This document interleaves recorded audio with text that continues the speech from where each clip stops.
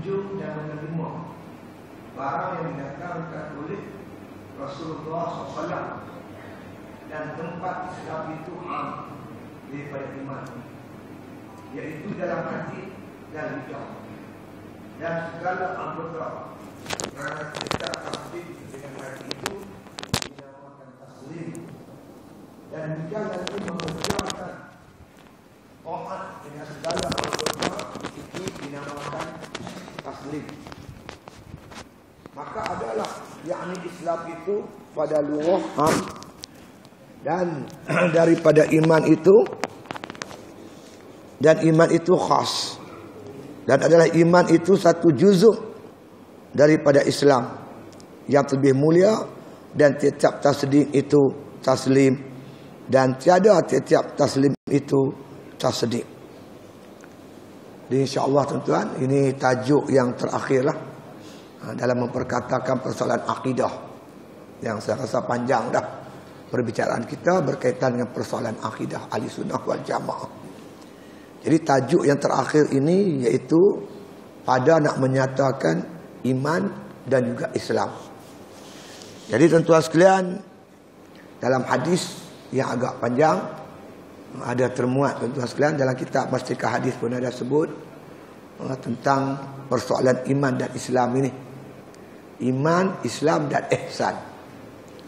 Dalam hadis yang mana kata Jibril alaihissalam datang jumpa Nabi dalam satu majlis, Nabi bersama-sama sahabat.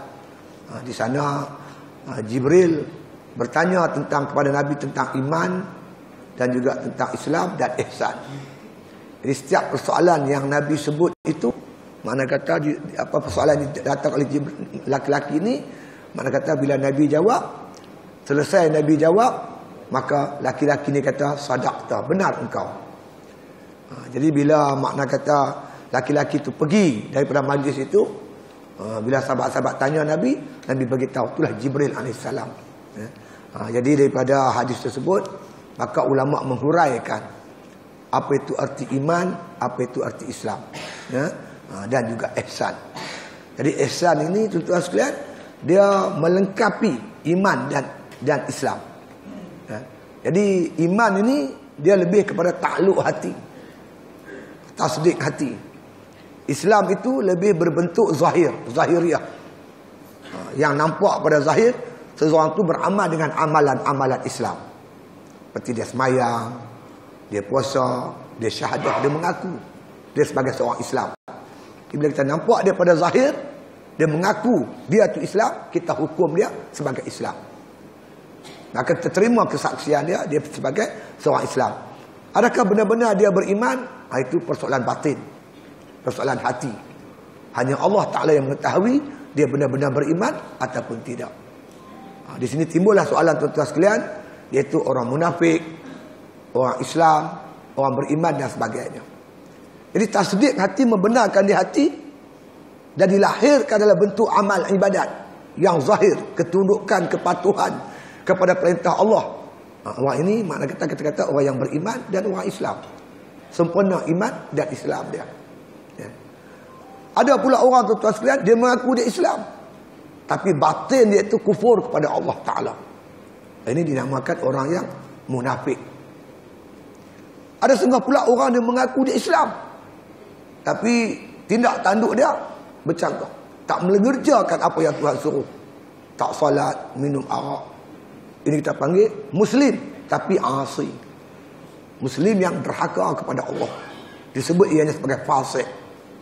Jadi kita nak jadi seorang yang benar-benar beriman, seorang yang benar-benar Islam. Jadi kita terima di hati dan kita lahirkan dengan anggota kita.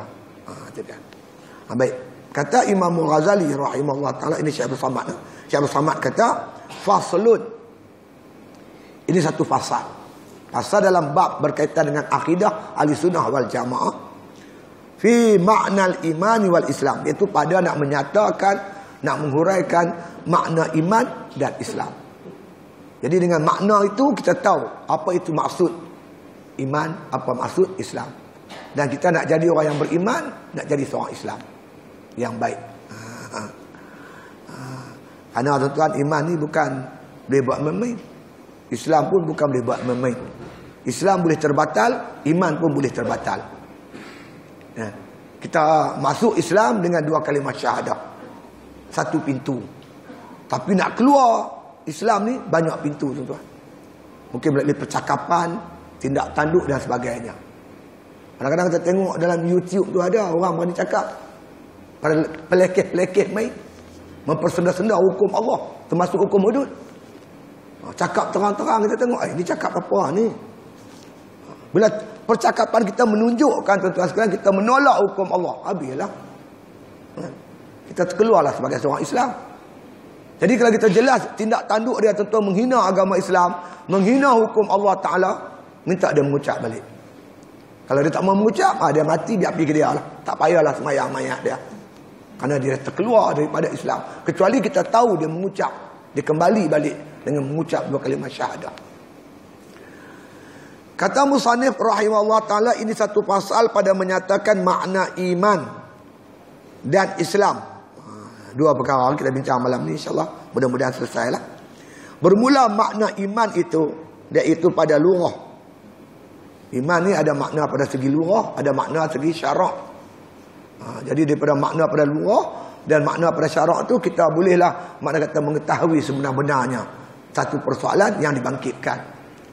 Contoh, sebagai contoh tuan-tuan sekalian, kita bila kita tengok dalam kitab fiqh ke, kitab usuluddin ke, atau dalam kitab tasawuf ke, bila dikemukakan satu istilah, maka dibawa dua-dua sekali makna.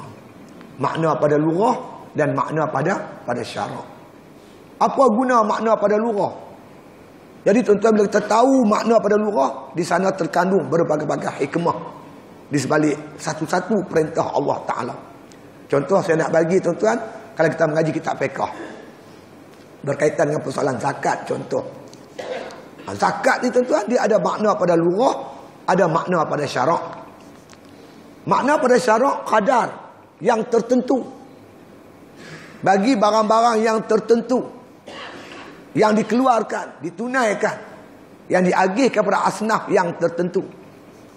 Jadi zakat ni khadar. Kalau zakat bijirin macam padi, 10%. 10% tu maka disebut sebagai zakat.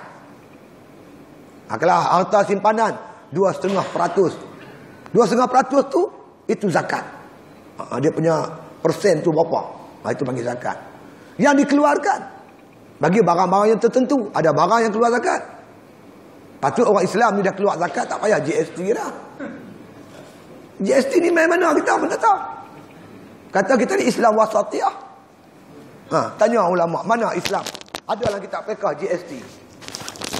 Tugai dia tuan-tuan, kepada orang Islam tak boleh dikenakan sebab orang Islam dah keluar zakat.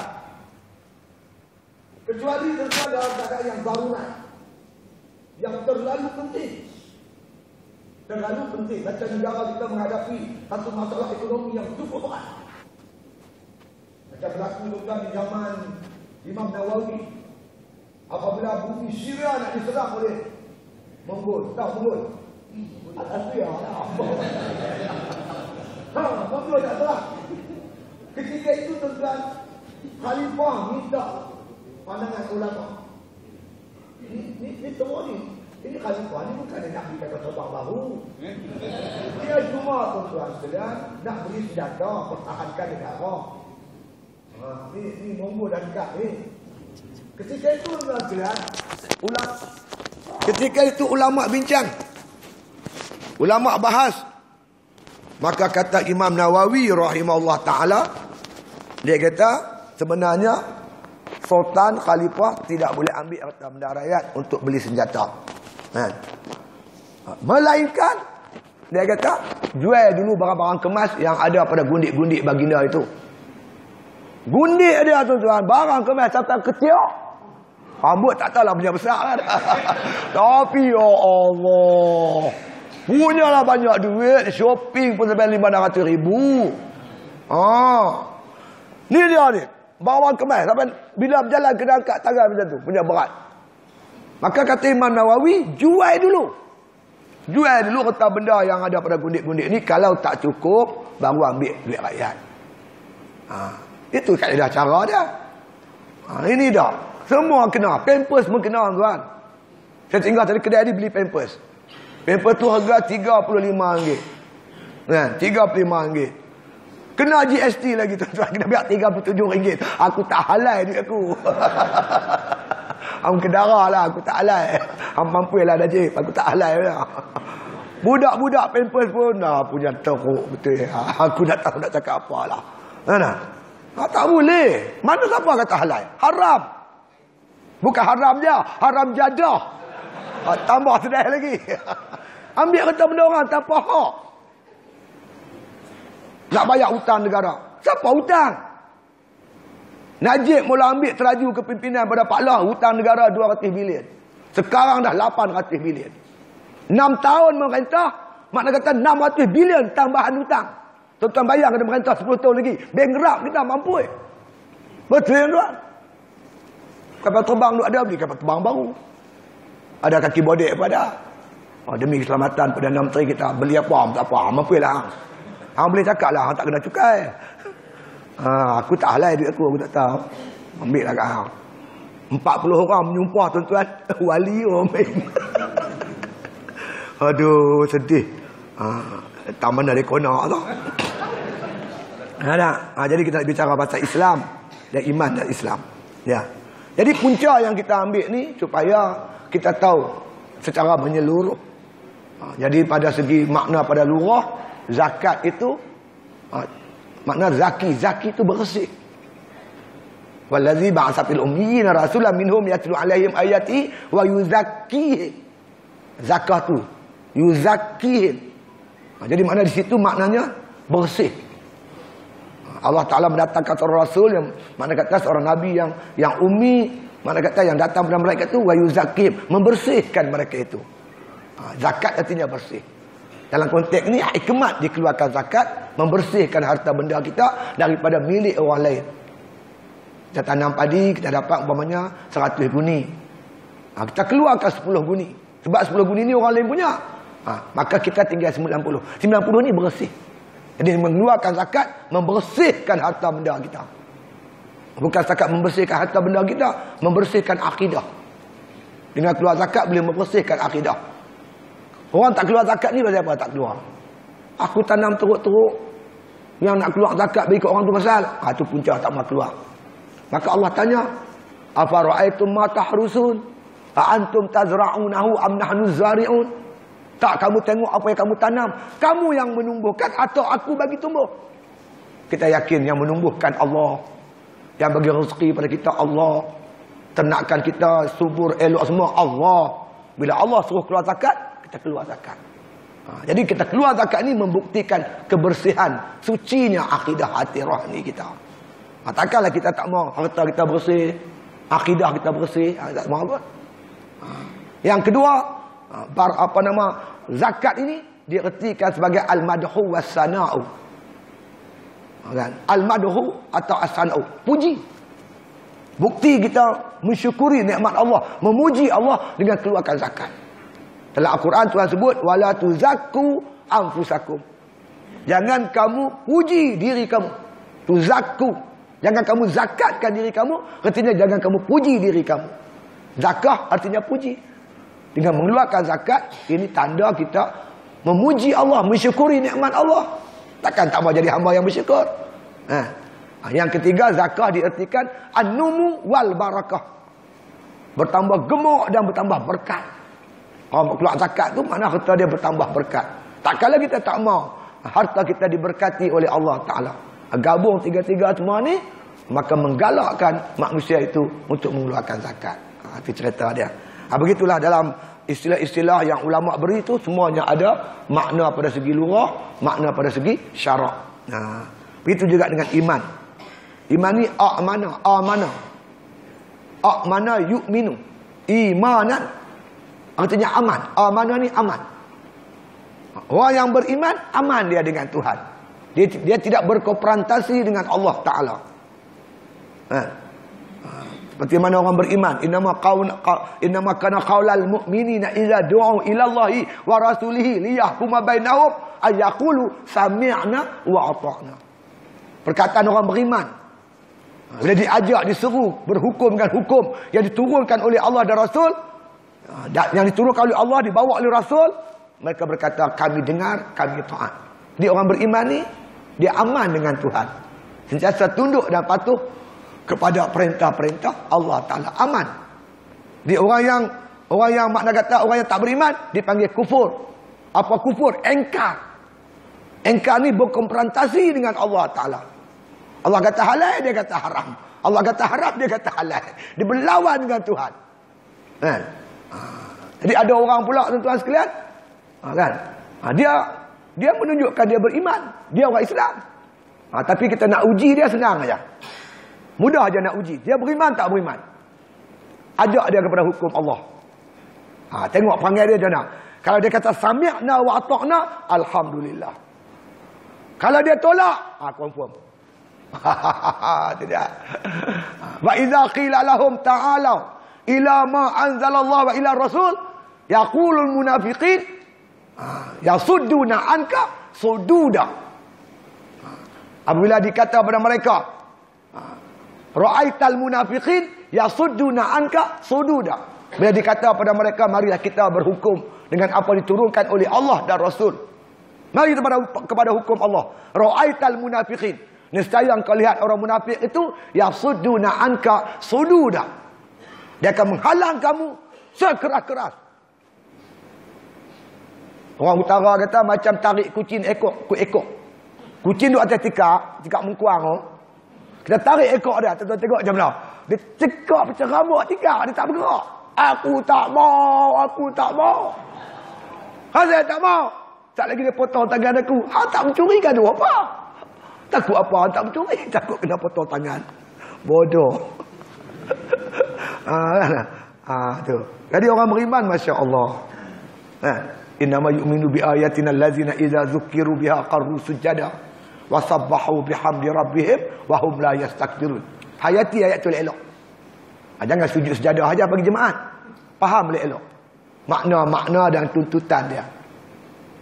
Hanya sahaja yang dikatakan orang yang benar-benar beriman dengan ayat-ayat Allah. Orang yang betul-betul beriman dengan Al-Quran. Innama yu'minu bi ayatina allazina idza zukiru biha. Bila diperingatkan, diajak dia kepada hukum hakam Allah ni, kharru sujada, rebah sujud terus. Jadi yang kita sujud sajadah tu, sujud tilawah tu, kerana merendahkan diri terhadap hukum-hukum Allah yang disebut dalam Al-Quran. Kharru sujada wa sabbahu bihamdi rabbihim. Dia bertasbih dengan memuji Tuhan mereka itu. Wa hum la yastakbirun, dia tak sombong. Puji Allah, tak sombong. Betul lah Allah. Eloklah ni hukum Allah ni, elok sesuai. Tibalah masanya kita laksana perintah Allah. Begitu. Jadi itu makna-makna nama-nama. Iman itu pada lurah iaitu ibarat daripada tasdik, iaitu membenarkan akan barang didatangkan oleh Rasulullah SAW daripada Allah Ta'ala. Yang dikatakan iman itu, makna kata, ni bukan pada lurah saja ni. Ni pada makna pada syarak. Makna ni makna pada syarak. Makna pada lurah, iman tu aman. Makna pada lurahnya, iaitu ni yang disebut ni. Makna pada syarak. Dia asalnya mana? Mana? Kalau kita panggil mana ni tuan-tuan sekalian, makna kata kita sebut dia mak badal. Mak badal. Bukan mak bedai. Mak bedui boleh berkata. Bukan mak bedui, mak badal. Badal ni ganti. Asalnya alif fathah hamzah sukun. Mana? Yu'minu. Tapi oleh kerana hamzah ni diganti dengan alif. Jadinya mana? Ada mat situ, mat asli. Mana? Batu ghairil maghdubi alaihim waladdallin. Amin. Asalnya amin. Jadi tu hamzah ganti dengan alif. Amin. Wazan dia fa'il. Amin. Bukan panjang sangat tu. 2 harakat ya, 1 alif. Amin. Dia sampai Telenjaya. Tu imam mana hala dah amin. Min lama dah. Dia tak habis lagi. Hang ikutlah tu imam. Imam kata amin, ikut saja. Dia Amin. Sampai mana dah? Sampai Kuala Lumpur apa?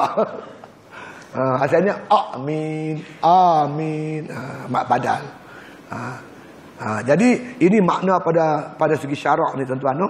Iaitu ibarat. Ibarat ni perkataan yang menunjukkan. Dia ibarat daripada tasdik. Tasdik hati itu. Hati itu membenarkan. Dia kata, iaitu tasdik itu membenarkan akan barang yang didatangkan oleh Rasulullah sallallahu alaihi wasallam daripada Allah Taala. Apa yang sahabat datang bawa, kita terima. Tasdik ni membenarkan, mengiyakan, tidak menolak di hati kita ni. Terima tanpa menolak. Apa yang Nabi datang bawa, kita terima, jangan tolak. Bila kita terima, kita orang beriman. Sebab benda ni ditekan kuat bukan pasal apa, tuan-tuan. Kalau kita terima segala apa Nabi bawa, hukum hakam Allah Taala, kita terima. Walaupun kita kadang-kadang tak beramal, tuan-tuan, kita masih lagi mukmin. Walaupun kadang-kadang kita tak beramal, mukmin yang asli, yang berdosa. Takdir kalau kita mati kekal dalam bentuk mempertahankan iman tasdik ni, kita mati, kita jadi mukmin yang derhaka. Masuk neraka, tuan-tuan, last sekali keluar juga masuk syurga. Akhir sekali masuk syurga. Bukan saja tuan-tuan macam tu dah. Nak bagi tahu pentingnya iman. Bukan nak suruh tuan-tuan derhaka pada Allah, tidak. Kalau tuan-tuan makna kata ada iman di hati, tuan-tuan membenarkan apa yang Nabi bawa, yang datang pada Allah ni, tuan-tuan terima dengan sepenuh hati tanpa menolak, tuan-tuan beriman. Takdir mati, tuan-tuan, kena macam mana pun, last sekali masuk juga syurga. Tapi kalau tuan-tuan mati dengan tak bawa iman, tuan-tuan ragu-ragu di hati, tak terima apa Nabi bawa, mati khalidina fiha abada, masuk neraka kekal, tuan-tuan, tak keluar-keluar dah. Siapa pun tak boleh tolong. Anak soleh pun tak boleh tolong. Sebab tu Nabi beria-ria sangat nak bantu bapa saudara dia Abu Talib supaya mati beriman. Tapi nak macam mana kehendak Allah Taala? Sebab Nabi tahu siapa yang mati dengan tak bawa iman, kekal neraka selama-lama. Kita ni tuan-tuan, kalau kita mati beriman, walaupun bawa dosa banyak gitu gini, kita masih ada harapan. Kut-kut ada anak soleh yang kita tinggal. Ada harta-harta yang kita wakaf, sedekah jariah kita. Tuan-tuan bayangkan, kita sembahyang Jumaat lebih kurang pukul 1.30, 1.45.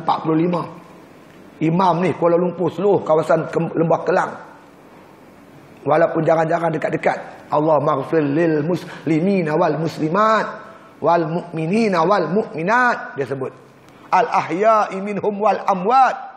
Ya Allah, Tuanku, ampunkanlah kan orang-orang yang beriman, laki-laki perempuan, orang Islam laki-laki perempuan yang hidup ataupun mati. Kita termasuk orang yang dah mati tapi beriman. Allah ampun dosa kita. Ramai-ramai Lembah Kelang, takkan tak ada seorang yang Allah makbul doa. Elok habis ya tu imam sini amin, tu imam masjid negeri Ipoh pula, Allahumma ighfir lil muslimina wal muslimat. Amin. Takkan orang Perak tak ada seorang tuan terima aku. Perak. Elok habis tu imam Ipoh, tu imam Pulau Pinang pula dah. Tu imam Pulau Pinang, tu imam Kedah, tu imam Perlis pula dah. Allahumma ighfir lil muslimina wal muslimat. Elok habis pula Pulau Langkawi pula dah. Lepas Langkawi Pulau Phuket, Thailand. Lepas Thailand pula dia pergi sampai ke Arakan tu, yang sepadan dengan Burma tu. Burma pula, orang Burma pula berdoa. Lepas Burma Bangladesh pula. Lepas Bangladesh India pula. Lepas India Pakistan. Allah, dunia bulat tuan. Allah jadikan waktu tak sama. Sentiasa orang minta ampun kepada Allah. Kita tak sebab tu kena mati sungguh-sungguh. Jaga sungguh-sungguh ni. Jangan sampai iman kita ni rosak. Itu dia. Tapi yang paling sempurnanya beriman di hati, kemudian zahirnya kita beramal soleh lah. Jangan iman saja tanpa amal soleh. Sebab dalam Al-Quran ni tuan-tuan, Allah sentiasa ganding nallazina amanu wa amilus solihat. Amil solihat tu Islam. Nallazina amanu tu orang beriman. Orang beriman dan beramal soleh. Orang beriman dan Islam. Mereka ini jannatun tajri min tahtihal anhar, masuk syurga. Itu dia. Bagi lengkap iman dan Islam. Iman, amal soleh. Itu dia. Dua-dua tu bagi elok. Di iman ni, yakni makna kata pada lurah ibarat daripada tasdik. Tasdik ni membenarkan. Iaitu membenarkan, membenar ni di hati nak. Tasdiklah hati. Nak benar macam mana Ustaz? Jangan tolak. Tak tolak tu membenarlah. Jangan tolak. Terima di hati. Mengiyakan. Mengiyakan di hati. Apa saja yang Nabi bawa. Sama ada persoalan akidah. Atau ibadah. Atau halal haram. Semua kita terima. Kita tak tolak. Sebab kita yakin apa Nabi bawa. Semua datang daripada Allah Subhanahu Wa Taala. Wa ma yantiqu anil hawa. In huwa illa wahyun yuha. Nabi tak bercakap sesuatu dengan nafsu, tapi wahyu yang diwahyukan. Kita yakin apa Nabi bawa semuanya elok. Inna syari'ata kullaha masalih. Sesungguhnya syariat Allah Ta'ala semua membawa maslahah. Sebab tu saya kadang-kadang saya heran juga cakap pasal hudud. Kita tak boleh terima hudud ni kerana maslahah. Aku pening pula. Sebab saya mengaji tuan-tuan. Saya mengaji yang saya faham. Hukum tu maslahah. Dalam satu kaedah yang dikeluar oleh ulama-ulama fiqh tuan-tuan. Mereka kata. Inna syari'ata. Sesungguhnya syariat Allah Ta'ala tu. Kullaha masalih. Semua sekali syariat ni. Membawa mendatangkan maslahah. Kerana nak maslahah lah. Kita laksanakan hukum Allah. Hukum Allah ni, dia serampang dua mata. Imma darul mafasid, au jalbul masalih. Satu sudut, dia menghalang kerosakan. Satu sudut yang lain, dia mengheret kita jadi baik. Apa-apa pun syariat Allah semua. Sebab tu di sana timbul pula tuan-tuan maqasid syariah. Sebab tu saya lagi pening. Ada orang kata, saya tak boleh terima hudud kerana maqasid syariah. Aku pun tak faham. Kita laksana hudud ni nak mencapai maqasid lah. Tuan-tuan kahwin. Apa maqasid dia? Tujuan kahwin apa dia? Maksud. Maqasid ni maksud. Apa maksud tuan-tuan kahwin? Nak dapat anak. Tidak? Lepas tu orang tanya, pasal apa tak kahwin? Kerana maqasid. Aku lagi pening. Dia nak anak tak mau kahwin. Patut dia kahwin lah. Baru dapat maksud kahwin tu dapat anak. Ni tak mau kahwin. Kenapa tak mau kahwin? Kerana nak jaga maqasid dapat anak. Aku pening dah. Maqasid ni tuan-tuan. Agama Islam diturunkan oleh Allah Ta'ala. Untuk maksud dia memelihara kuliah yang 5. Kita mengaji fiqh tuan-tuan. Awal-awal jumpa dah benda ni. Nak memelihara maqasid ni. Nak memelihara kuliah yang 5. Yang pertama nak jaga agama. Yang kedua nak jaga nyawa. Yang ketiga nak jaga akal. Yang keempat kita nak jaga zuriat. Yang kelima kita nak jaga iaitu nak jaga harta. Macam mana kita nak jaga? Nak jaga agama? Maka syariat kita hukum hudud diturunkan oleh Allah Ta'ala untuk mencegah orang murtad. Orang murtad potong kepala. Man badala dinahu faqatuluhu. Siapa murtad? Bunuh. Bunuh orang murtad ni kerana nak jaga agama. Agama bila bertembung dengan nyawa, mana lebih penting? Agama dengan nyawa, agama lebih penting. Agama lebih penting. Sebab itu datang perintah jihad fisabilillah bila agama terancam. Bila agama kita terancam, datang perintah Allah untuk berjuang, berjihad, mengorbankan jiwa raga untuk jaga agama. Sebab itu agama duduk nombor 1. Nak jaga agama. Dengan laksana hudud, agama terpelihara. Agak-agak tuan-tuan lah kalau orang murtad ni, kita tangkap dia, baca-baca pertuduhan, dia dapati salah. Macam. Murtad, bunuh. Tapi dalam Islam, orang murtad ni diberi peluang untuk bertaubat. Hakim akan bagi tempoh tertentu. Takkan dia nak mati, aku tak apa. Mati pun tak apa. Demi nak masuk Kristian. Bodoh cakap macam tu. Tak jadi tuan-tuan, nak murtad dia tak jadi. Mati ingat apa pasal tak ada undang-undang murtad, tengok merambat je dah. Jadi maqasid hudud ni, nombor satu maqasid dia nak jaga agama. Yang kedua baru jaga nyawa. Nak jaga nyawa tuan-tuan dengan qisas. Walakum fil qisasi hayatun. Bagi kamu qisas kehidupan. Tak apalah malam ni saya cerita panjang sikit tuan-tuan. Bab ni, kalau tak habis tak sambung akan datang. Tuan-tuan dengar cerita apa yang berlaku pada Al-Hasan. Al-Hasan ni tuan-tuan, dia satu hari dia bawa unta. Bawa unta dia berjalan. Sampai tuan-tuan sekalian, satu tempat dia mengantuk hari tanpa panas. Dia tambat unta dia dekat padu kurma, dia pun tidur situ. Terlena. Lalu seorang sahabat ni kenal Hasan ni, kawan baik. Dia tengok ada unta duduk bawah pokok, dia pun ambil batu besar ibu kaki dia, melawak bukan sungguh. Dia balin pelan dia pun. Kena domai unta tu. Mati tu. Lah, kawan nak mati dah kot. Dia kata sudah kacau, mati pula unta ni. Dia pun tunggu tepi Hasan. Hasan elok-elok buka biji mata, jaga-jaga, dia terus bagi tahu Hasan, minta maaf Hasan. Unta kamu tu aku bunuh. Kawan baru bangkit tidur, mata bina ataupun otak tak center lagi. Dia tarik pedang tuan, piak dia bagi. Mati kawan ni. Bila dah mati, Allah. Macam mana pula dah. Dia pun berjumpa khalifah. Umar kata, kutiba alaikum al-qisas. Wajib bunuh. Bunuh, balas bunuh. Maka dia kata, saya terima ya Amiral Mukminin. Tapi bagi peluang kat saya nak balik kampung sekejap. Nak selesaikan hutang piutang semua. Umar kata boleh, tapi kena ada penjamin. Siapa nak sanggup jamin? Al-Hasan. Maka angkat tangan Abu Zar Al-Ghifari, ya Amiral Mukminin, saya jamin sahabat saya Al-Hasan. Umar kata boleh, tapi ingat dia tak balik, hang kena. Abu Zar kata insya-Allah. Dia pun balik. Bagi kuda seekor, kuda yang tangkas, dia pun balik. Janji nak kembali lepas asar. Lepas asar, habis elok orang sembahyang asar habis, dia pun sampai. Minta maaf terlewat. Sekarang bersedia menerima hukum Allah Ta'ala, kata Al-Hasan.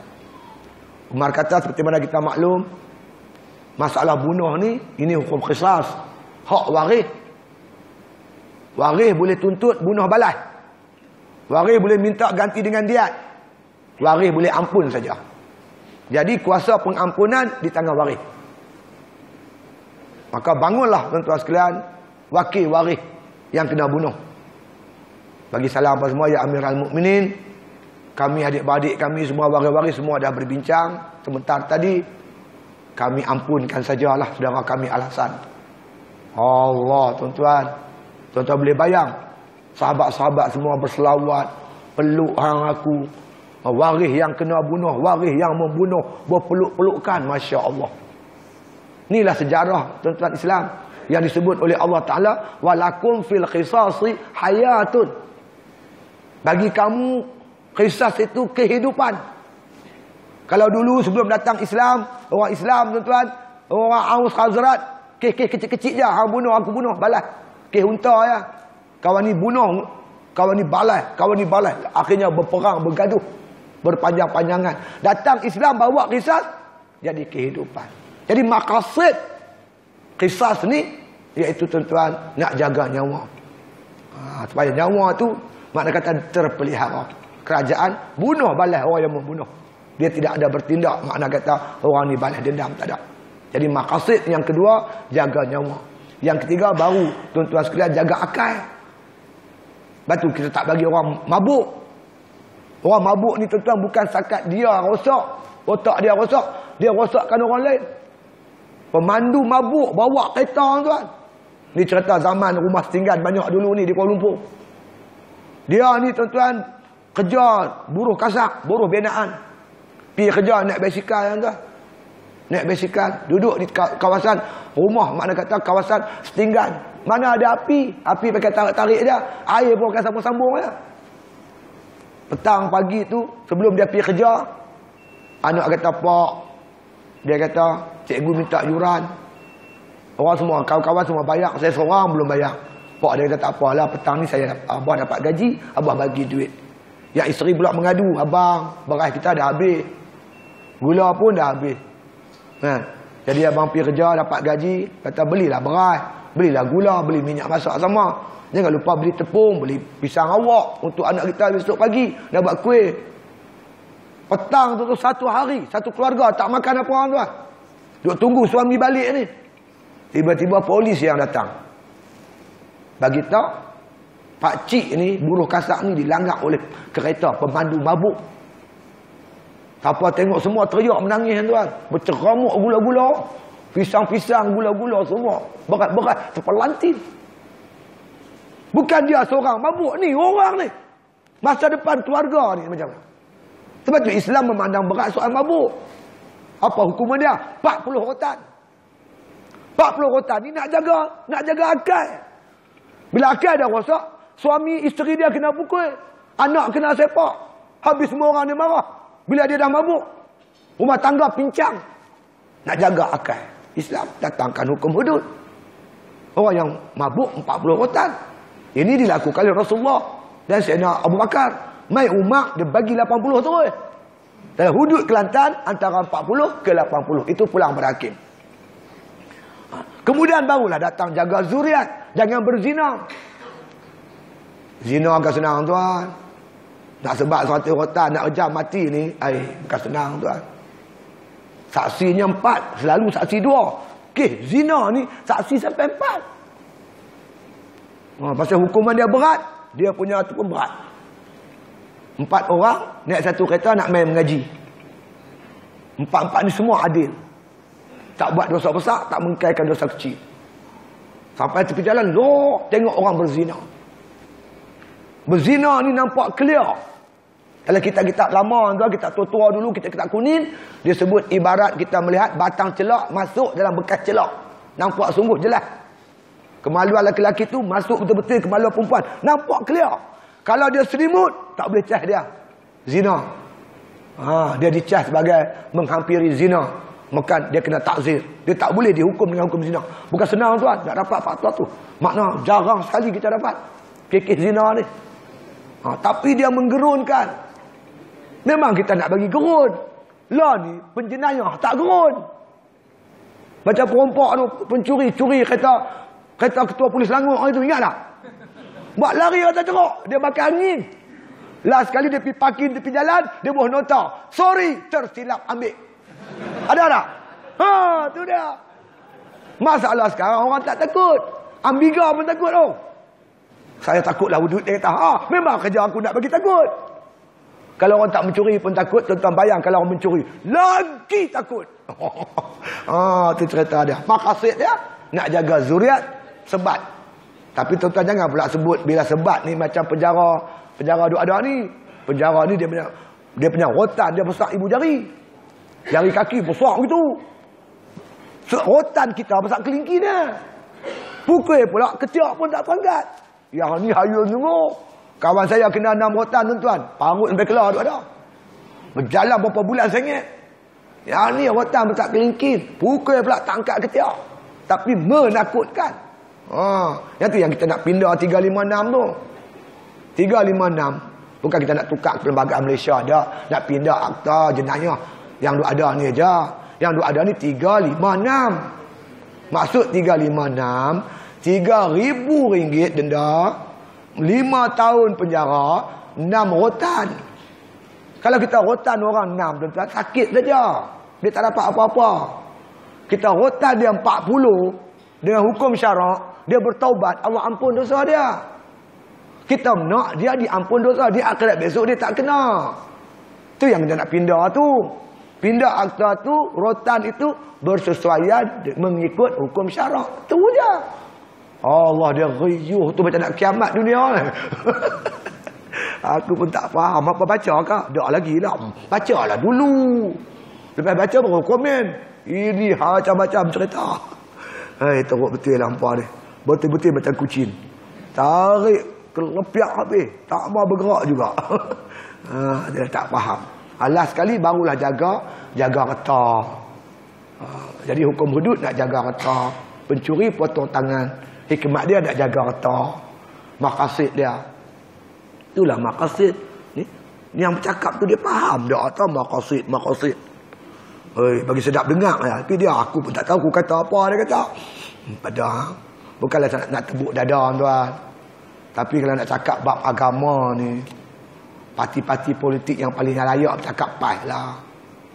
Dia ada majlis syura ulama, dia ada dewan ulama peringkat pusat, dia ada dewan ulama peringkat negeri, dia ada dia ada makna kata urusan ulama peringkat kawasan. Yang paling ramai ulama sertai parti lah. Jadi bab agama ni takkanlah kami ni yang buat kerja kerana Allah ni nak seleweng agama Allah, kami kan tak dapat apa. Tapi yang bercakap tu kadang-kadang aku pun heran tak tahu macam mana tu. Dia tak tahu. Dia fikir dua lah, dah baca kita lah tenang. Sambung sikit kita ni. Jadi membenarkan akan barang didatangkan oleh Rasulullah SAW daripada Allah Ta'ala. Dia kata. Dan tempat tasdik itu di dalam hati. Membenarkan di hati. Mengiyakan. Jangan ingkar. Terima aja tuan-tuan. Dia kalau kita tolak, hati tak terima ni, dipanggil ingkar atau kufur. Kesan dia nombor satu tuan. Ibadat kita Tuhan tolak. Sebab itu kalau tuan-tuan tengok bila datang perintah Allah tentang ibadat, kebanyakannya ya ayyuhallazina amanu. Amanu ni tuan-tuan fi'il madhi. Artinya amana. Amana tu dia singular. Amanu dia plural. Sebab tu bila sebut wahai orang-orang, dua tu kata orang-orang yang beriman. Lafaz wa tu wa jamak. Oleh kerana fi'il ni fi'il madhi, dalam bahasa Inggeris panggil past tense. Jadi makna memberi makna orang yang telah beriman. Ya allazina amanu, wahai orang-orang yang telah beriman. Baru Allah suruh semayang, puasa, zakat, haji dan sebagainya. Artinya orang yang tak beriman Allah tak suruh. Buat Tuhan tak terima sebab kamu tak ada lesen. Lesen dia iman. Tak ada iman, apa pun Tuhan tak terima. Pergi saja, penat. Sebab itu, pastikan kita termasuk golongan orang beriman. Kena mengajilah ilmu tauhid. Kita sebut saja, La ilaha illallah. Tiada Tuhan melainkan Allah. Tuhan tu apa? Zat yang wajibal wujud. Allah tu zat yang wajibal wujud. Yang bersifat dengan segala sifat-sifat kamalan. Kita pun mengajilah sifat 20. Yang kata sifat kamalat tu apa? Yang wajib kita tahu. Dalam tu ada macam-macam. Ada kudrat, iradat, ilmu, hayat, samak, basar, kalam. Ada sifat nafsiyah yang kita mengaji tu. Sifat salbiah, ma'ani, maknawiyah. Ini sebut gulai. Sebut gulai aja. Kita nak bila sebut gulai, kita tahu dalam gulai tu ada apa? Ada santan, ada rempah, ada cabai, ada itu, ada ini. Barulah sebut meleleh yak liok. Gulai. Boleh. Sebab kita tahu dalam tu ada apa. Dan kita pun dah rasa sedap dia. Iman pun gitu juga, ada rasa manis dia. Manis kemanisan beriman. Ya. Itu kena mengaji dalami sikitlah dalam ilmu tasawuf. InsyaAllah mudah-mudahan. Membenarkan kita di hati dengan barang yang dibawa oleh Nabi SAW. Tempatnya di dalam hati. Iman ni dalam hati. Dan lidah itu terjemah daripadanya. Hati ni beriman dengan Allah Ta'ala. Diterjemahkan dalam bentuk ucapan. Aku beriman kepada Allah. Amantu billah. Ataupun kita sebut La ilaha illallah. Tiada Tuhan yang kusembah melainkan Allah. Lidah ni menterjemah apa yang ada dalam hati kita. Dalam hati siapa tak tahu, dia zahirkan. Kan? Dia mengaku dia Islam. Kita hukum dia Islam. Kita kena layan dia sebagai orang Islam. Sebab dia dah mengaku Islam. Batin dia, wallahu a'lam. Dia dengan Allah Ta'ala lah yang tahu. Ya. Jadi lidah zahirkan, membenarkan. Ya. Membenarkan akan barang yang didatangkan oleh Rasulullah SAW. Lidah makna kata terjemah daripadanya. Ya. Dan makna Islam pula. Iman Nabi Rano.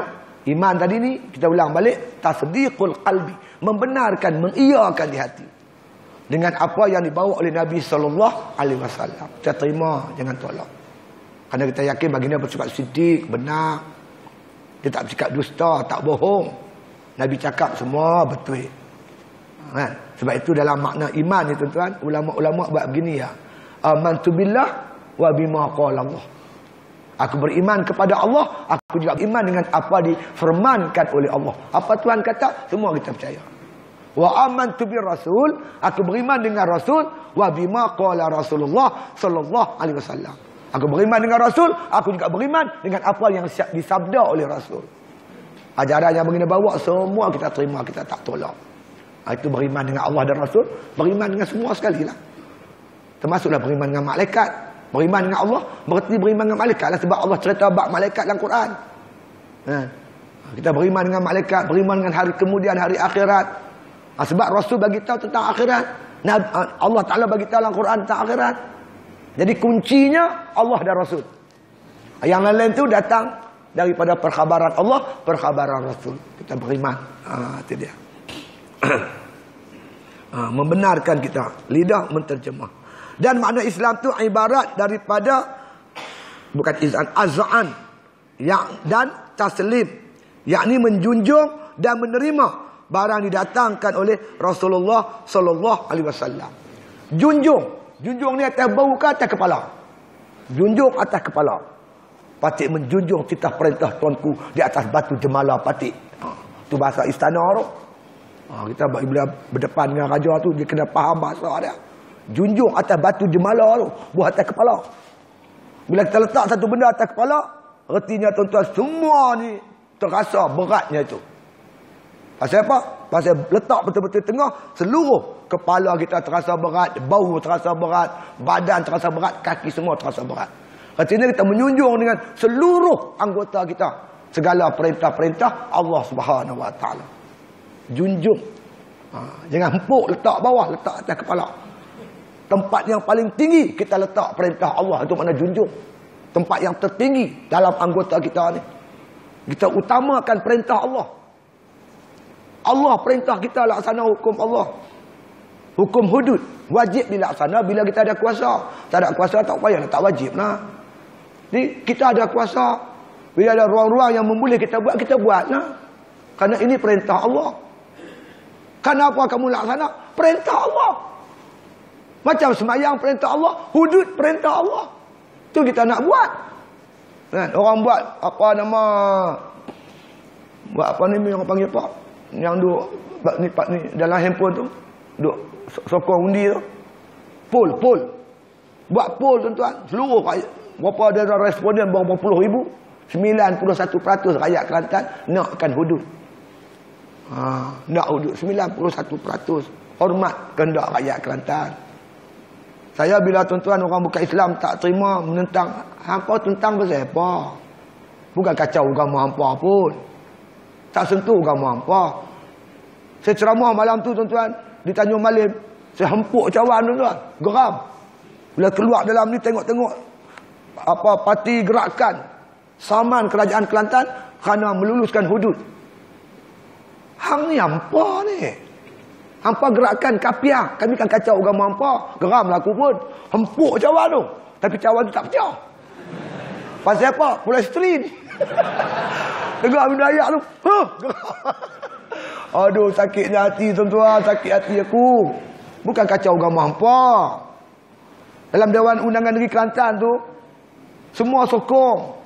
14 wakil rakyat UMNO pun sokong. PKR seorang pun sokong. PAS semua sokong. DAP yang tak sokong. Pasal apa DAP tak sokong? Sebab dia tak ada wakil rakyat dalam Kelantan. Nak sokong kepada dia tak ada. Lain semua sokong 100%. Mula-mula dulu pun bentang tu 93, 100% juga yang sokong. Hormat demokrasi. Kita tidak mengambil jalan angkat senjata. Jalan demokrasi. Jalan muwajahah silmiah. Tolong hormat. Aduh, dia tak. Saya tak tahulah orang Islam bila orang bukan Islam duk kata hudud pelik-pelik. Dia boleh tak terasa apa. Aku hatinya geram tuan dia tahu. Dia boleh dak. Aku pelik apa dia kena iman apa lagu ni. Iman tak menangkap langsung. Orang ada iman ni tuan-tuan.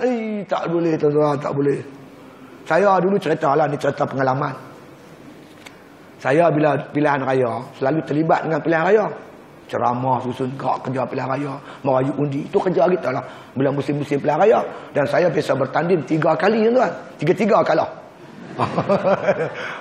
Tanding. Mula-mula saya bertanding di Dun Pangkor, dapat 700 undi, hilang pertaruhan. Itu tahun 86. Dan saya bebas ISA tuan-tuan sekalian. Saya bebas tu 94. Masuk pilihan raya tu 94. Saya kalah tak sampai 1000 di Dun Terung. Lepas tu tahun 99 saya bertanding lagi sekali. Saya kalah cuma 500 undi kalah. Dun Pasir Panjang. Lepas tu tak mau bertanding dah, pergi kampung lah. Aku dah tua tak larat. Jadi kita terlibat dengan pilihan raya. Tiba-tiba tahun 90 tuan-tuan, saya ada di kem tahanan.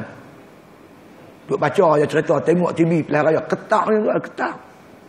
Ish, gelisah awak lah daripada kurung aku lama-lama. Satu malam tuan-tuan, satu malam lebih kurang pukul 11.30 malam, orang semua dah lena. Orang kem tahanan semua lena, orang tahanan semua lena. Saya dengar ceramah daripada luar tu, suara masuk ke dalam, clear dengar. Saya ingat suara mahfuz rasa. Suara dia ada rahan. Tapi kita tak dengar biji buah dia, tapi dengar suara. Saya malam tu tuan-tuan, semalam-malaman tak lena. Tak boleh lena, gelisah. Sebab tak boleh nak bantu ni, pilihan raya ni. Esok pagi lepas subuh tuan, saya ketuk semua pintu kem tahanan ni. Ada apa ustaz? Ceramah pilihan raya. Pukul 8 pagi, tempat makan. Semua saya panggil. Keluar Bengali, keluar India, keluar Cina, keluar. Semua keluar. Penceramah dia Ustaz Siddiq Nur. Bekas ketua pemuda PAS Perak. Aku ceramah. Tengah-tengah ceramah Tuan Ibrahim lalu. Penguasa kem tahanan. Ada apa ustaz? Lepas gian tuan. Ikut juga hamba. Dia kata. Lepas gian. Tak boleh duduk tuan. Kita tak boleh. Kita ni biasa ada buat kerja. Begitulah orang yang ada iman. Kalau makna kata hukum Allah dicerca, dinista, ditolak gitu gini. Aduh. Sakit jiwa ni tuan. Bila hang tak rasa apa ni, hang ni. Tak tahulah saya kalau orang tak rasa apa. Kita tak boleh sakit hati. Aduh. Tu dia. Jadi makna iman kita tahu dah, tasdik hati dan diterjemahkan makna kata melalui lidah. Dan makna Islam tu ibarat daripada azan dan taslim, yakni menjunjung dan menerima barang yang didatangkan oleh Rasulullah SAW. Ya. Jadi kita junjung, kita pikul, kita laksanakan. Sama dalam bentuk ucapan kita mengiyakan, atau dalam bentuk tindak tanduk kita, kerja buat kita. Terima wajibnya semayang, kita pergi semayang. Kita orang Islam lah tu. Kan? Kita terima hukum nutup aurat, kita pun tutup aurat. Itu Alhamdulillah. Kita terima haramnya arak dan kita pun tak minum arak. Terima dengan lidah dan kita laksanakan dengan tindak tanduk perbuatan kita. Itu namanya Islam lah. Itu dia. Namanya Islam. Itu dia. Menjunjung dan menerima barang didatangkan oleh Rasulullah SAW itu. Dan tempat Islam itu daripada iman. Dia sebut Islam tuan-tuan, dia bentuk umum. Cakap, perbuatan dan juga hati. Sebab itu tuan-tuan bila kita sebut rukun Islam itu ada 5. Bila sebut 5, yang pertamanya mengucap 2 kalimah syahadah. Bila sebut 2 kalimah syahadah, mulut kita mengucap asyhadu alla ilaha illallah. Hati kita makna kata menetap dan menerima makna la ilaha illallah itu. Tiada Tuhan yang aku sembah melainkan Allah. Kita terima di hati, kita tidak bertuhankan selain daripada Allah Subhanahu wa taala. Bila sebut Islam, dalam tu ada iman.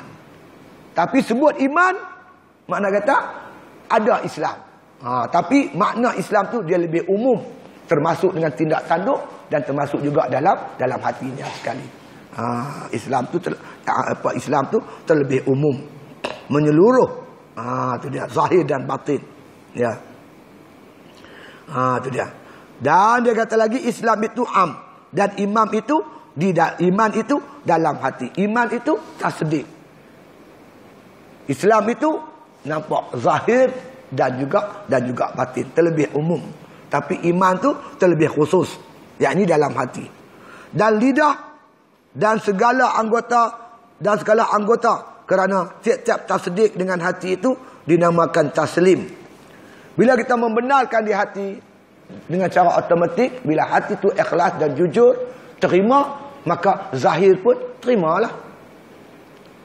Setengah orang kata lain, zahir dan batin lain. Macam mana zahir batin lain? Cara di mahkamah, hakim tanya, mengaku salah tak mengaku salah? Saya tak mengaku salah, Tuan Hakim. Pasal apa tak mengaku salah? Sebab Tuan Hakim, masa saya tumbuk dia tu, hati saya jujur dan ikhlas. Ini apa punya gila? Jadi zahir itu menunjukkan batin. Zahir makna kata pukul orang, hati yang rosak lah. Sebab itu Allah ibaratkan Islam ni seperti sebuah pokok kayu. Pohon kayu. Alam tarakai fadaraballahu masalan kalimatan. Alam tarakai fadaraballahu masalan kalimatan tajibatan kasyajaratin tajibatin asluha sabitun wa far'uha fis sama.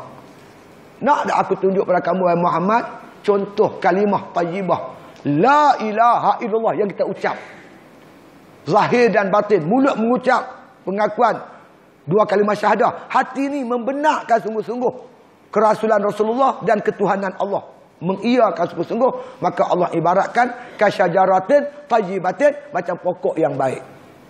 Macam mana pokok yang baik? Asluha sabitun wa far'uha fis sama. Akar dia mencengkam bumi, pucuk dia menjulang sampai ke langit. Akar dia. Akar ni akidah, tuan. Sebab akar ni kita tak nampak. Keimanan kita tak nampak. Macam akar duduk dalam bumi tak nampak. Jadi pokok yang baik, akar dia sehat, menjunam ke dalam bumi, menghisap segala air, makanan-makanan dan sebagainya untuk dihantar naik ke atas. Asluha sabitun wa far'uha fis sama. Pucuk dia menjulang sampai ke langit. Batang, ranting, daun, itu nampak pada zahir. Yang nampak pada zahir Islam. Yang tak nampak pada zahir dia iman. Duduk dalam akar, duduk dalam, pucuk menjulang sampai ke langit. Itulah ibarat orang yang beriman dan Islam. Iman duduk dalam hati, tapi dijelmakan dalam tindak tanduk yang cukup bagus. Di pokok tuan-tuan sekalian yang subur ini, asluha sabitun wa far'uha fis sama. Rendang cantik. Kita naik motor, bawa kereta, mengantuk tengah jalan. Bila terasa letih, kita pergi parking bawah pokok tu. Dia boleh berteduh, orang lain boleh berteduh. Dia melindungi orang lain dapat manfaat daripada pokok yang elok tadi ni. Begitu ibarat orang beriman, orang yang baik Islam dia, orang lain dapat manfaat, berlindung di bawah dia. Kalau dia seorang suami, isteri boleh berlindung. Dia seorang bapa, anak-anak berlindung. Dia majikan, rakyat boleh pekerja boleh berlindung. Dia penenam teri, orang lain boleh berlindung. Tapi duk ada serabut, nak lindung apa? GST lah jawab dia. Tahu GST? Gasak sampai tertunggin. Allah tuan. Saya tu balang teluk masin tu. Tu balang teluk masin tu. Satu balang tu. Balang dia harga RM1. Kita beli di kedai biasa RM1.20. Kita pergi beli di kelang dia, di Bukit Minyak, harganya RM1. Tapi nak beli ni, nak beli banyak, kena banyak baru dia boleh hantar ke rumah kita. Nak kena beli RM10,000. RM10,000 saya beli tuan-tuan, RM10,000. GST dia RM600 tuan. Hai, nak dapat RM600 senang tu. Hampa jual teluk masin berapa kali jual? Mampu. Terasa tuan, terasa sungguh. Oh, terasa RM600 kan sikit. Aku tak halal lagi. Tak tahulah tuan-tuan. Terasa, memang terasa sungguh. Tapi ada sayang lagi tu. Saya ni ustaz, kali ni tak undi dah ustaz. Alah, makcik dulu makcik cakap macam tu juga. Dapat berim, habis. Makcik lupa dah GST. Kena berim, apalah makcik ni. Sekali ni ustaz, makcik betul-betul ni ustaz, tak main-main dah ni. Okey, sama-sama kita tengok. Aku sahabat dia lama dah. Saya kata makcik, kalau dia orang menang pilihan raya yang ke-13 ni, minyak naik makcik. Idak ustaz tak naik, dia kata. Naik makcik. Idak. Mas saya bawa keluar fakta ni, makcik ni saya bukan tipu ni, keluar langsung abang ni. Ini penyataan daripada ni semua ni betul-betul ni. Lepas pilihan raya tahun 94 minyak naik. Lepas pilihan raya 99 minyak naik. Lepas pilihan raya 2004 minyak naik. Lepas pilihan raya 2008 minyak naik. Lepas pilihan raya 2013 makcik, minyak naik makcik. Ida ustaz, dia kata. Makcik habaq kat saya, pasal apa tak naik? Dah menteri kata tak naik lah. Oh, makcik percaya menteri. Tak apa, sama-sama kita tengok. Lepas pilihan raya tu minyak naik 20 sen. Bila minyak naik, ikan mahal. Ikan kembung yang selalu tuan-tuan sekilo RM3, RM4, dia naik sampai RM8. Dia dah gelisah. Selalu beli sekilo, dia jadi tengah kilo dia beli. Dia meraungat, hai ustaz, mahal betul ikan ni. Saya kata, pasal apa ikan mahal? Minyak naik ustaz. Orang nak pergi kelut pakai minyak mahal, ikan mahal lah. Bila pula minyak naik? Naik ustaz. Ida makcik, saya kata. Naik, betul-betul naik, dia kata. Saya tak percaya minyak naik. Kenapa ustaz kata tak naik? Cakap. Dah menteri kata tak naik lah. Perli dah pak. Aku cakap tak nak percaya. Kali ni baru dia tahu. Payahlah tuan-tuan, orang tua kampung ni payah. Apa ubat aku pun tak tahulah. Betul tuan. Mai kena beri mah baru ni. Kena beri dia bengkok pula. Dah luk marah tu. Tak tahulah aku nak buat lagu mana. Jenuh hembus kepala. Dak yang lama juga.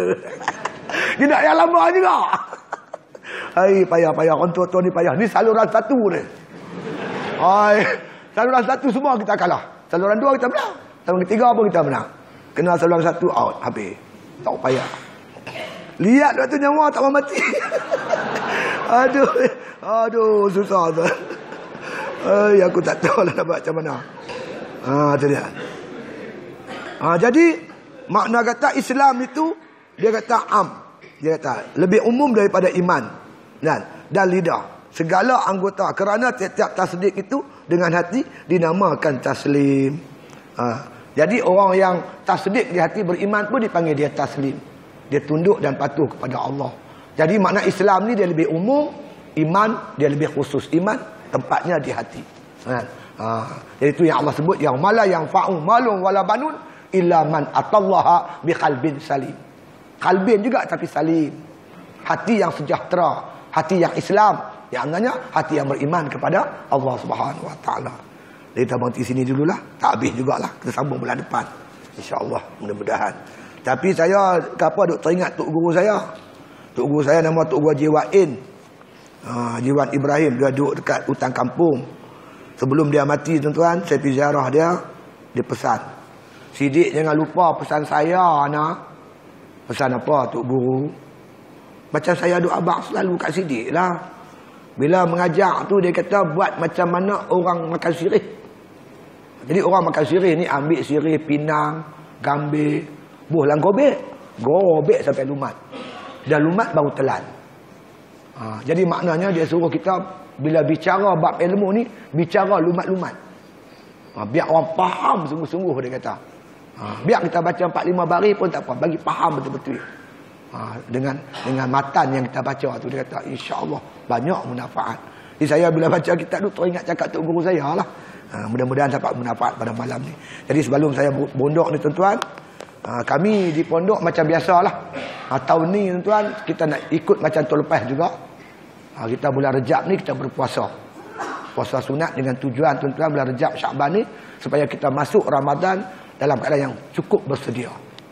Macam orang lawan lari lah. Bila dia lawan lari 2-3 bulan sebelum dia masuk bertanding tu dia dah bersiap daripada awal. InsyaAllah bila masuk bertanding tu dia dalam keadaan yang cukup bersedia. Jadi untuk buat persiapan yang cukup di segi kita punya fizikal dan rohani ni, kita bermula berbulan Rejab. Bulan Rejab ni tak lama, lebih kurang tak sampai 2 minggu dah tuan-tuan. Mungkin 20 hari bulan kot bulan Rejab bermula. Jadi sepanjang bulan Rejab ni kita cuba khatamkan kitab Kifayatul Muhtaj, iaitu kitab karangan Syekh Daud yang membicarakan tentang istiwa Isra' dan Mi'raj. Sekarang ni kita bila sebut Isra' Mi'raj dalam bentuk forum, bentuk ceramah. Jadi kita di pondok kita baca satu-satu peristiwa tu, kita ambil akibat di sebaliknya. Dan insya-Allah kalau bulan Ramadan nanti kita akan cuba khatamkan pula sekali lagi kitab Durrun Nafis. Kitab Durrun Nafis ni kita dah khatam tahun lepas. Kita nak ulang 3 kali insya-Allah, mudah-mudahan. Jadi Rejab, Syakban, Ramadan, 3 bulan ni kita berpuasa lah. Dan saya pun telah buat persiapan untuk warga-warga pondok, di mana saya ingat ayam di korang 2,000, 3,000, 4,000 dah saya masuk dalam reban. 4,000 ekor lah untuk mana warga pondok berbuka puasa. Lebih-lebihnya kita jual lah. Tapi hari ni tak dapat bawa ayam, sebab ayam tu kecil. Dia mau ada 4 bulan baru cantik. Di 3 bulan ni dia tak apa besar sangat. Makan pun makan tulang, buat apa? Sejak Syakban, Ramadan. Dan kita lalukan pada mana kata ni lah, siapa-siapa yang nak beribadat tu kita persilakanlah. Jadi setakat ni tuan-tuan kita mendapat panggilan yang banyak, terutama daripada muslimat. Yang Maedah pun ada nak Rejab Syakban sekali dengan kita. Jadi kita bangunan muslimat kita ni agak ada masalah sikit, iaitu tentang bumbung dia. Jadi tempat saya tuan-tuan kera banyak. Jadi oleh kerana bumbung dia asbestos, dia empuk-empuk badan dia, habis bocor kan. Bila bocor kayu reput, lepas tu shilling pun habis pecah apa semua. Kena air hujan. Jadi kita bercadang nak tukar bumbung baru. Yang jenis zinc lah. Zinc ni kalau dia empuk pun dia timbul balik. Asbestos habis lah tuan-tuan. Dia kali dia empuk, out habis terus. Pecah habis. Dia tukar bumbung tu, bangunan tu lebih kurang 200 kaki. Panjangnya 200 kaki. Jadi satu-satu pintu rumah muslimat tu 20 kaki kali 30 kaki. Luas lah. Boleh duduk 4, 5, 6 orang pun boleh insya-Allah. Kita ada 5 pintu. Jadi kita cuba nak siapkan tuan-tuan sekalian. Makna kata bulan ni lah. Bulan ni kita nak siapkan juga. Sebab bulan ni dah masuk Rejab. Jadi kita nak bagi muslimat kita agak selesa lah. Jadi muslimin tak ada masalah. Sebab kita bangunan kita cukup lah untuk muslimin. Masalah muslimat sikit lah tuan-tuan. Jadi tukang beritahu saya, dia kata dia ada kontak pembekal. Jadi nak tukar bumbung tu dengan kayu-kayunya sekali, dengan shilling, makan belanja lebih kurang 12,000 lah. Jadi sepanjang 2-3 minggu ni saya kutip derma di masjid-masjid yang saya mengajak surau untuk kita gunakan untuk mempersiapkan makna kata bangunan muslimat kita tu supaya mereka selesa lah. Jadi malam ni derma tuan-tuan tu saya akan gunakan untuk makna kata siapkan tukar bumbung dan kayu-kayu shilling yang barulah untuk bangunan muslimat. Jadi macam biasa tuan-tuan, barang jualan saya bawa. Malam ni saya bawa buah hulu lebih sikit. Pasal itik kita bertelur banyak lah tuan-tuan. Hari ni 200 biji telur. Itik pun telur sakan dah lah ni. Kera dia mai pukul 9 lebih dia mai. Kita pukul 8 kutip dah telur. Hang kutip lewat je habis dia sapu. Satu ekor kera tuan-tuan sampai 2-3 biji. Telur dia pegang buat lari tu. Pagi-pagi kutip dulu. Telur itik tidak beri kat kera.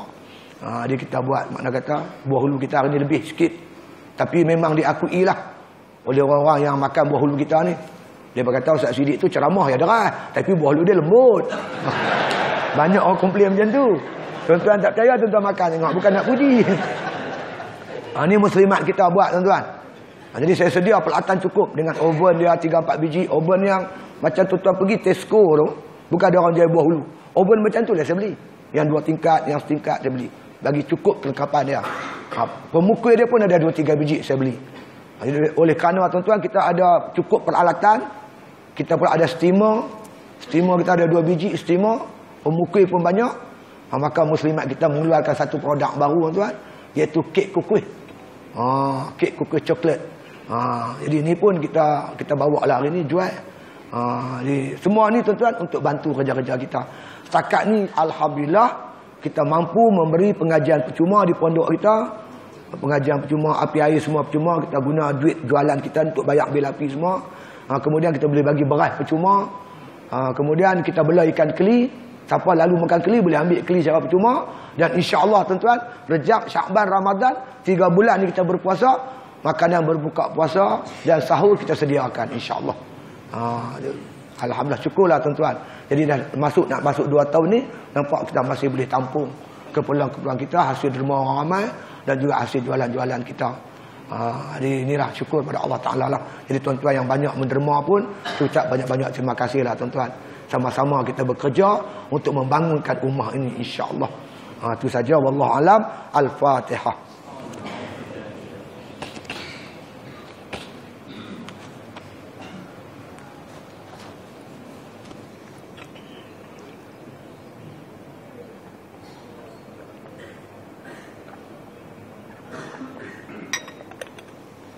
Jadi saya kata macam ni tuan.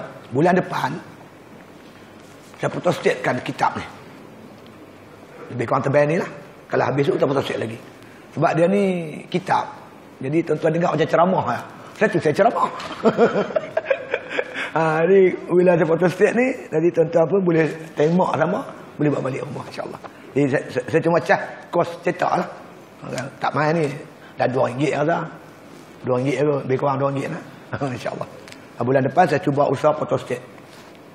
Supaya tuan-tuan senang buat rujukan insyaAllah. Bismillahirrahmanirrahim. Alhamdulillahirabbil alamin. Wassalatu wassalamu ala asyrafil anbiya wal mursalin wa ala alihi wa sahbihi ajma'in. Allahumma innaka ta'lamu anna hadhihi al-qulub qad ijtama'at ala mahabbatik wal taqat ala ta'atik wa tawahadat ala da'watik wa ta'ahadat ala nasrati syariatik fasiqillahumma rabitataha wa adimuddaha wahdiha subulaha wa amla'aha minurikal ladzi la yaqbu asyrah suduraha bi faydil imani bik wa jamili tawakkuli alaik wa hiha bi ma'rifatik wa mithal syahadati fi sabilik innaka ni'mal maula wa ni'man nasir.